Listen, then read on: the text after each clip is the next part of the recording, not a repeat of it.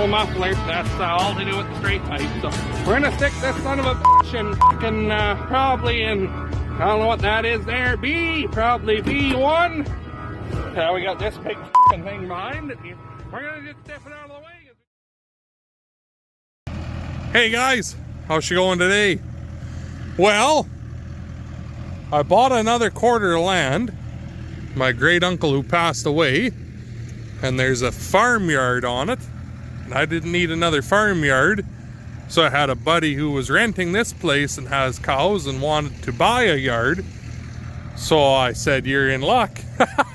So I sold him the yard from said quarter, and now I'm helping him move. So about 40 miles, maybe not quite, to where the yard is. He works full time, so yesterday morning him and I hauled one load of cows, and then I hauled the other 3 for him after he'd gone to work, got his cows moved, and now we're working on moving machinery. We've been working on bales here. He's got about 180 left to go. He's coming with the other trailer and he's going to put a load of bales on. It's the buddy who I sold that 5022 there a few years ago, and he borrowed my other 5020 to put on his bale shredder because I didn't need it for anything, and he was having hydraulic issues with that one. So, and now that we're moving bales, well, since the cows are moved, he can keep feeding cows with the shredder and keep loading bales with his loader. So I've got my 5020, his shredder, and a bale loaded behind the dually, and I can see him just coming down the road here now. So a few more, couple more loads of machinery, a hay bine, his baler, then a few loads of bales, and he'll be moved. So, oh, and I guess the old 730 that's dead, what he wants to fix. So we'll bring you back here in a few.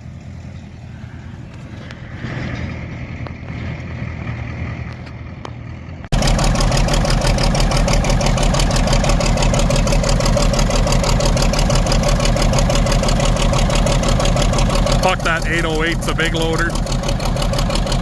Remember he used to have that little 626, and he got this guy here this fall, so matches the tractor a little bit better.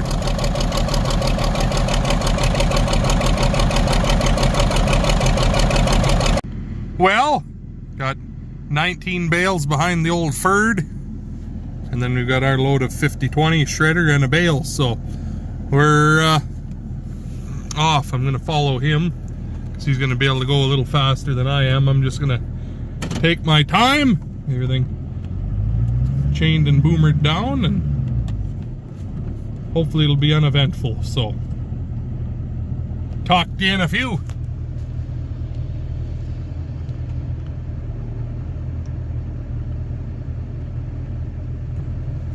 Poor old 1-ton bagged right the fuck out. I'm just doing a little bit of math in my mind here. I mean, this 5020 won't be quite as heavy as the one with the duals and the loader on it, like the one I bail with and everything, the big 5020. It without its loader, I believe, was 22,000 pounds. So I mean, no loader on this tractor, but it's got the big rear weights and them big cast centers for duals. And the cab, I mean, the cab isn't heavy, but it's still a bit of iron, so it'd probably be, I don't know, it'd be safe to say 18,000, I would think. And then that shredder's probably another 6, 7, and then a 1,500 pound hay bale inside the shredder. So pushing 30,000 pounds of load on here. Pulls it like a fucking dream. It'd pull it a lot faster than I'd feel comfortable pulling it, if that makes sense. Anyway, we will keep poking along here, going, 40 miles an hour. That's plenty fast, I think. So we'll bring you back when we get to the Lucky 7 Incorporated, then his new Ponderosa. So talk to you in a few. Well, we're at the new ranch here. There's a nice, everything he didn't have at the other place. 120 feet of cattle shelters, big hip roof barn with all of the amenities that you need for calving inside of it already. Little heated shop, little Quonset, car garage, the shack, nice house. So I wanted it for the land. I mean, if Amanda and I didn't have our house and everything all set up already, we'd have moved here in a heartbeat ourselves, but too far from home, and doesn't really make sense to have fucking two different yards or farms. And he needed a place, and it worked out good for buying the land to sell him the yard that was on it. So there's 60 acres of cropland and 80 acres of pasture. And then this big row of hopper bins. It's kind of halfway in between home and Grandpa Henry's. So I actually sold Antoine those two on the end because I don't need all these goddamn bins. So I sold Antoine those two. Well, actually I traded one for the half of one for the Freightliner crane truck back was his offer. So, but then I've got all the rest of those are all hoppers. They all have air. So anyways, that's what's crack-a-lackin' here anyways. So we're gonna go put a bale out for his cows and go from there. So talk to you in a minute.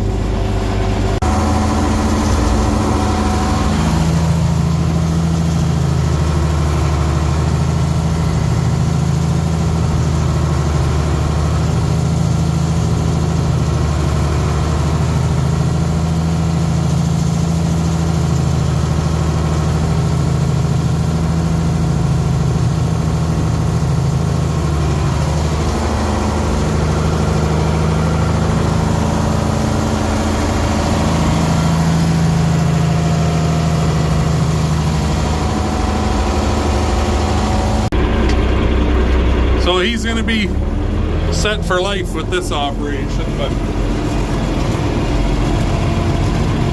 before there he was paying the same amount on rent as what it's cost to buy this place, and he was never going to own it and didn't have anything near like what there is here. So the only real thing he's going to have to do here is we're going to have to get a water bowl put in, because for watering right now it's just a stock trough with an electric pump, which works all fine and well, but it's not nearly as good as having a proper water bowl. So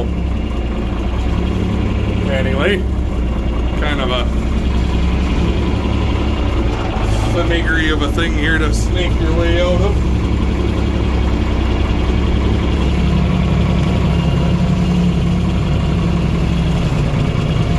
Water running there right now. He's got to head off to work here right away, so he's unloading the load of bales that he brought over. Figured I'll get this done for him while we're at it. So it's pretty sweet though. Anyway, everything's all made rectangle runways into the barn or over into the handling system to load or sort or treat or pull a calf or whatever. So he's got 40 cows and big ambitions of having a lot more of them than that. So he just bought this bale shredder too from a neighbor, so he's moving up in life, that guy. So anyway, get the water shut off again here.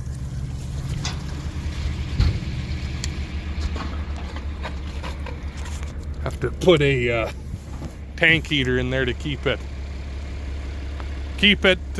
thawed, but the weather's pretty above average right now for temperatures. So yeah, I know it's better to make piles, but I just ground it out in a row. Little tight on space in there for making piles in between. I'd have been all the way around the fucking pen otherwise. So I suppose get all the gates shut, go from there.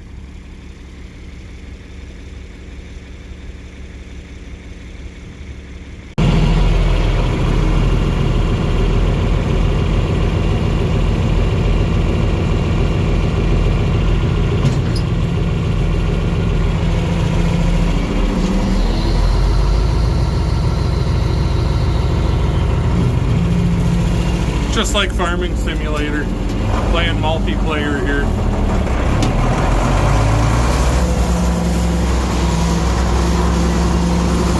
Had one bale that was half busted, so the last one he unloaded, just set it straight in the bale shredder and be ready to go for tomorrow. So my machinery ain't gonna want to come home from here. This guy's gonna get to hang out inside the Quonset. Big 50/20s inside the heated shop, so it's easy to start when he comes each day to unload his bales.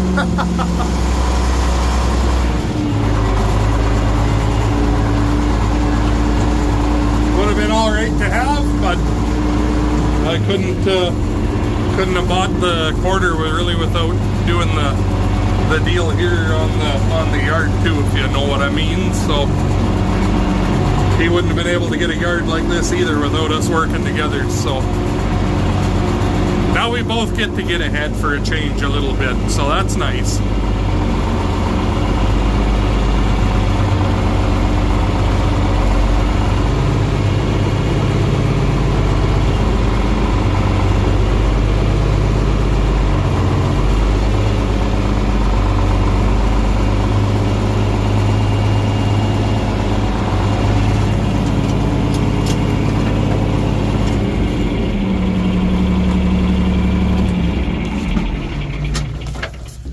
There we go.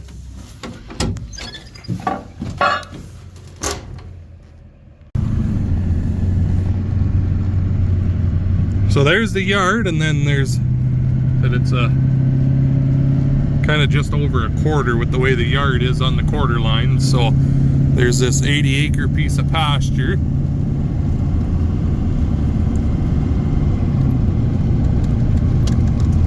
And then right up here,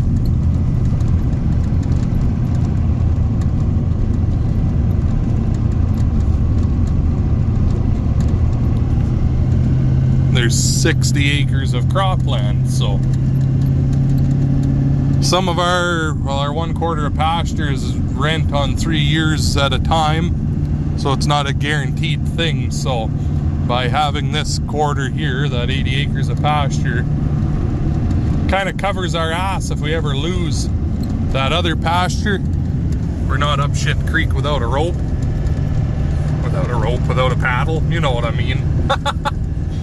And then that 60 acres of cropland kind of helps make some land payments too, more than what the cows do anyways, a little bit. So that's the first quarter of land the farm's bought in a lot of years. There's 3 quarters, but there were 4 quarters, and the original owner got first dibs, so he bought the one. Otherwise I'd have bought the half section, but there's another half, but not as good a land, and even just that 1/4 was a pretty big bite for my operation. So I'm not like some of you guys with millions and millions of dollars burning a hole in your pocket. So just fucking yanking your chain, we're all fucking broke. So anyway, that's my bit of news and excitement. So we'll see what we go do for the rest of this video, and we'll talk to you in a few.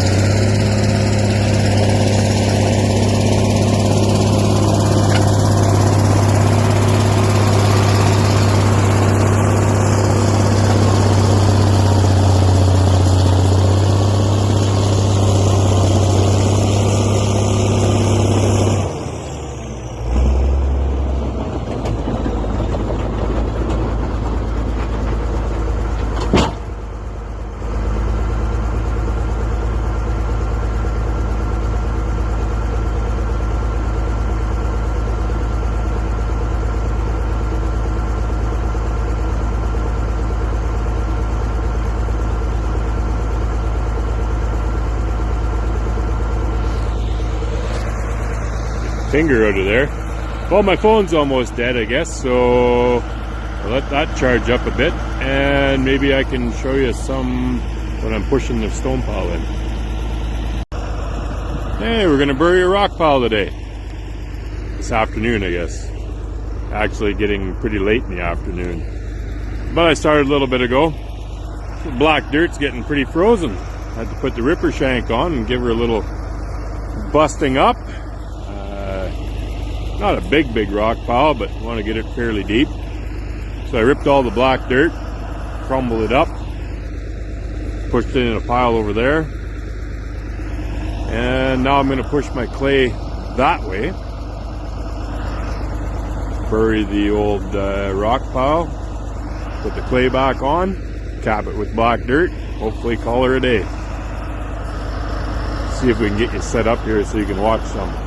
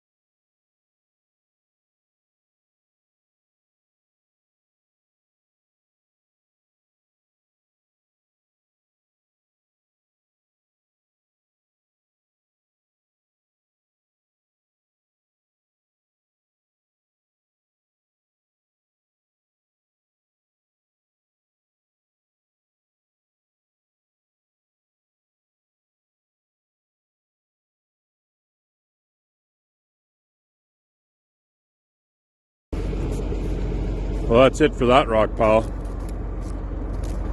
I didn't stop when I was pushing the rocks in or when I had the clay dug out or anything like that, because I wanted to get done before dark and just barely beat the dark here.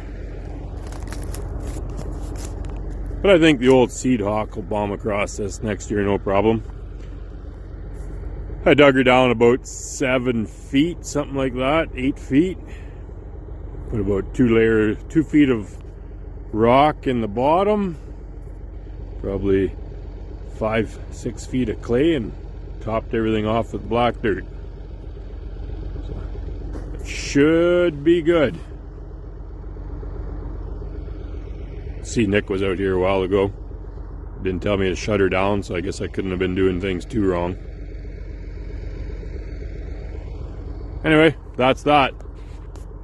Kind of looks like clay right here with the light shining on it, but it's not. It's nice and black dirt.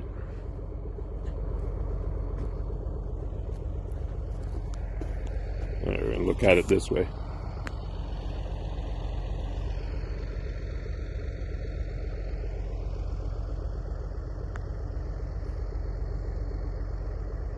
Don't know how to zoom in to make it look good. Kind of looks like shit no matter what.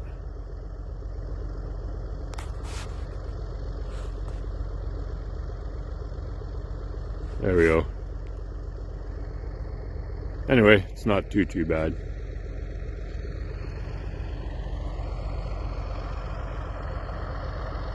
So I guess we'll catch you later.